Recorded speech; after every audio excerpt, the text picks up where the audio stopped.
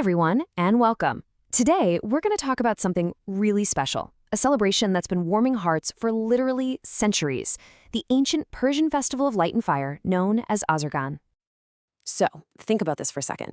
When the days get short and the nights feel impossibly long, how have people always found a way to celebrate warmth and hope? Well, the ancient Persians had a truly beautiful answer to that question.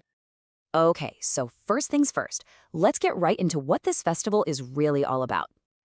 At its very core, Azargan is a tribute to Azar, who was seen as the guardian spirit of fire in the Zoroastrian faith. You could say it was a way of officially welcoming and just being thankful for the warmth and light that fire gives us, especially when that winter chill starts to set in. Now, the number 9 is super important here. The festival was always held on the 9th day of the 9th Persian month, a month which is also called Azar.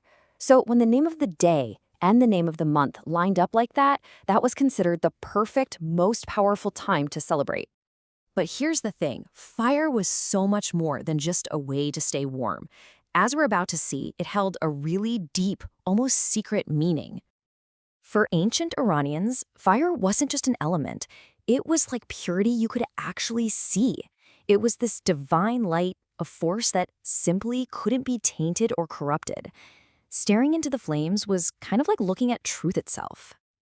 And this quote, this just gets right to the heart of it all, doesn't it?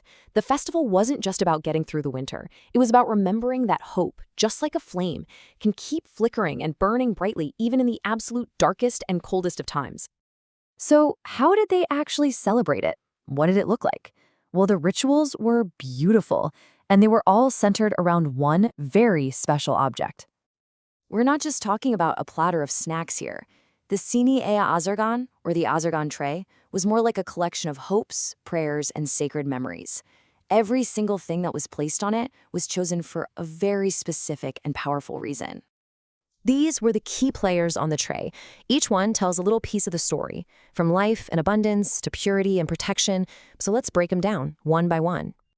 First up, the red pomegranate. I mean, just look at it, that vibrant color and all those hundreds of seeds packed inside. It was the perfect symbol for life itself, for fertility, and for the promise of a rich, abundant future. Then you had these amazing, fragrant herbs, like thyme and frankincense. Can you just imagine the smell? When they were burned, they'd release this incredible calming scent that would fill the whole house. It was like the home itself was being cleansed, taking a deep, fresh breath. And get this, a mirror was also placed on the tray.